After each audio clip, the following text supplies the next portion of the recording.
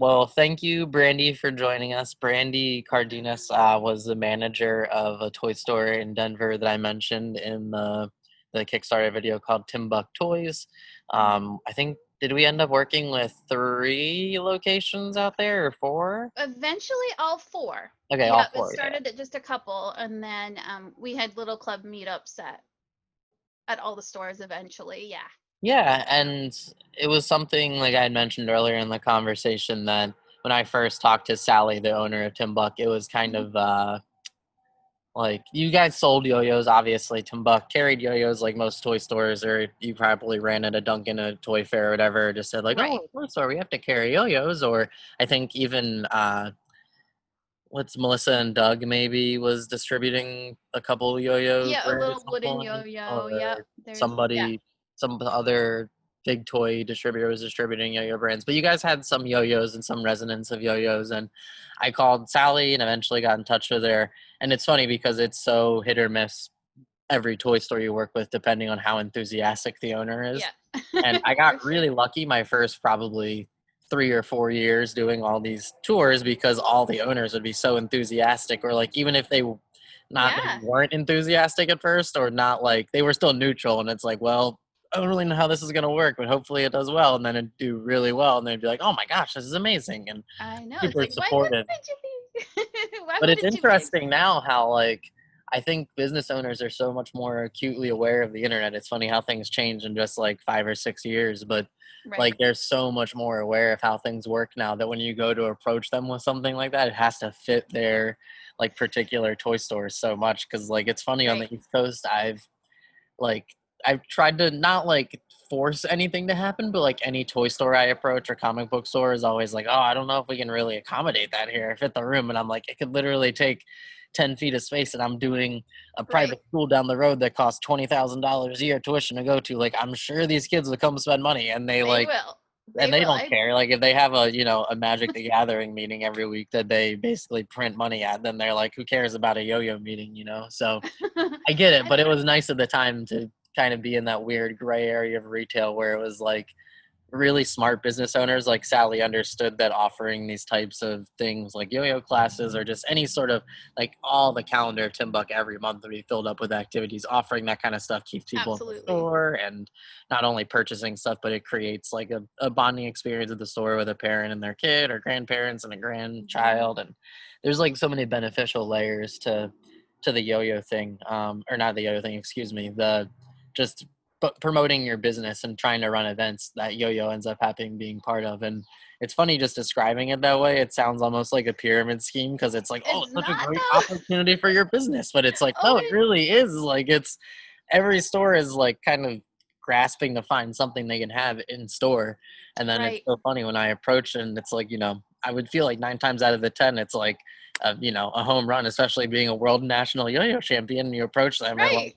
sending one video from a reel of me yo-yoing for a bunch of kids, and it's like, oh, obviously you know what you're doing, and like, great. But so it was a good time, and then like you said, we eventually got to all 4 stores, and Hmm.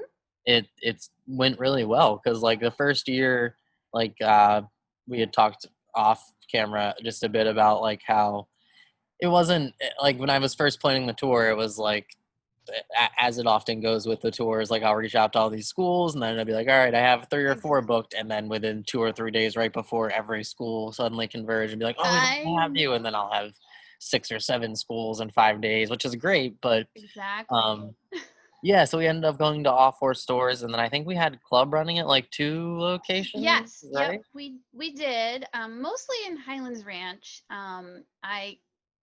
It tended to be that everybody would gather there anyway, like during Yeah, the week. And we had, I think, the biggest following at Ben Franklin Academy and some of the other elementary schools yeah. The Highland Ranch school was right in next to Highlands Ben Ranch. Franklin Academy.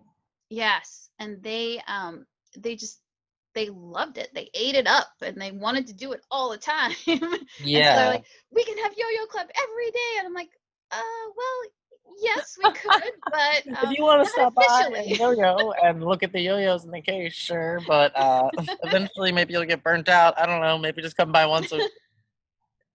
Yeah, it's Yeah. interesting how just like that one school proponent can like really make a whole scene take off, so to speak. I know you look at it more like just a yo-yo club or something happening at the store, but it is kind of like a mini scene in itself, you know, where Oh, like it is. there's a Yeah. microcosm happening like in that school, and all the kids are yo-yoing, and they come to Timbuk and buy yo-yos, or now it'll be Whimsey and they're coming to buy yo-yos, and it's Yes. just like it creates a community that these kids It become a part of, and they really feel does. get, you know, something that's bigger than them that they're a little piece of, and it's Yeah. really cool. I am But it's so so, it so, is so, so exciting to start it here. yeah. It's Have the interesting same how one dynamic. school can do that though. Like Oh, it really is. Yeah. yeah, Really all it takes is one right. sometimes. And that whole community develops, and they really I think a lot of stores may think that they have to have um like someone who's really, really good Yeah. at yo-yo playing in order to run it. Okay, I'm not a good yo-yo person. I'm really not. I know a lot about the different yo-yos, but can't necessarily do it. But I can run a club. Yeah, and you're proficient enough that it's like you get Yeah, something playing, you know? Like yeah, yeah, and most it's most adults really can grasp the basic 4 or 5 rules to make sure the yo-yo is set up the right, right way and everything. exactly. And really, the kids they tend to almost run it themselves. You have to lay the groundwork, but they really develop how they want it to go. Do Yeah. they want it just to be sort of a hangout time, or they want it to be more structured? I mean, you can certainly find somebody in the community that might want to come and just, if you have to run your store, or at the same time it gets a little bit challenging, but if there's usually someone in the community that will step up and say, hey, I'll watch these little dudes while Yeah. while If there's you someone run around, this. yeah. Yeah, yeah. And I actually already have somebody who wants to do that. Oh, wow, in Maine? Yeah. That's awesome. Yep. Um, yeah, it's interesting now. I bet even in places where they don't have someone, like there's been so much that's happened with video chatting since, you know, Yep. COVID has been unfortunately happening, where like things like that where people may have thought before like, oh, this is going to be so hard to run, like they could have a yo-yo pro literally check in for 15 minutes at the end of class and be like, all right, like let me run over with you for Let's 60 do seconds, this. yeah, Yeah. what tricks you learned or whatever. And like you said, it's just like they basically run themselves. It's kind of They do. interesting because explaining that to a PE teacher, like, oh, how do you run these workshops? And it's like, well, students are going to want to learn how to yo-yo, so like they're going to try to play with it and present a problem, and then you fix the problem. Like Right. just Right. watching like a bunch of kids like and kind of, you know, loosely babysitting everyone and making sure everyone's focused on the right track. But Right. I'm so glad that you guys have a pro up there, and yeah, we're gonna get things going. I'm trying to think of what else we could talk about. Um, I just think that having that option for kids around here um, is going to be so amazing. Like I already, with the help of another one of our employees, his name is Josh. He helped to start a what was that? a He flag helped. or something, Oh no, he helped mosquito. to start our Magic the Gathering club. Okay, that's And awesome. that was happening every Saturday when, of course, we could do those types of Yeah, things. But um, yeah, and it was going really well, and the people just need things for the kids to do. yeah, that's what I Um, was gonna say. Like, it's surprising because everyone in the yo-yo is always very like they think that if it's just on a bigger platform that's going to make everything so much better, and it's like, no, like you really want to use like smaller platforms to get popping. It's like the places that I've yeah, run the most successful tours have been in like tiny towns where yeah, not a lot is going on, or it'll have like those cool main strips, and then like all the parents are really connected and post on a Facebook group together or something, or like the word spreads fast because like one mom knows 10 moms, and those 10 moms know 10 moms, and very quickly all the moms in the community very know, quickly. yeah, like, oh, like there's a cool free yo-yo thing going on, like great, and like, oh, it's gonna Let's be at this store go. every week from now on. Like that's one night. It's so funny because when I was a kid, like my mom tried to have me doing extracurricular activities like karate or whatever, but then eventually it was like, okay, I just want to skateboard. Okay, I just want to yo-yo, and I was doing it Yep. independently. But like kids who are on the schedule now where it's like, oh, my kid on Monday does karate, and then Tuesday, like they have tutor, Wednesday they do ballet, Thursday they're doing Well, ice skating, and then Friday we do. There was kids at Ben Franklin that were that way, you know what I mean? Where it's like, oh, we yes. don't do yo-yo till the fall because we have soccer all summer or whatever. And it's like, oh, I get it. I know, like that's gonna get your kid a scholarship. Yo-yo is definitely it'll get them Yeah. into college, but No. But here, even all of that, those kinds of things aren't really available. right, Um, yeah. it, and if they are, they have to travel. Right, that's what I was gonna say, it's so spread out. It's funny you were saying the Yeah. 2 locations for Allen and Whimsy are, like, 50 minutes apart, so what is that, like, 30 miles or something? 35 Yes, miles? exactly. Yep. So it's it's it's really interesting, even the dynamics between the two different communities, and how Hmm, one store will sell a lot of some one thing and the other store won't sell it at all. It's like, that's so interesting. yeah, yeah.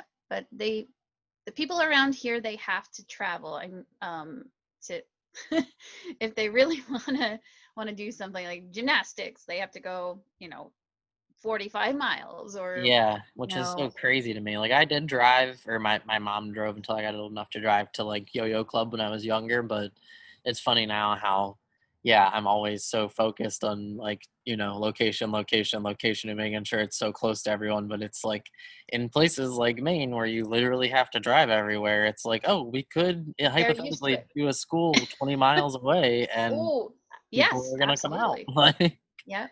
My uncle is the PE teacher in Ellsworth, which okay, is about 25 minutes here from the store. okay, And I get people in from Ellsworth all the time here in Blue regularly. Hill.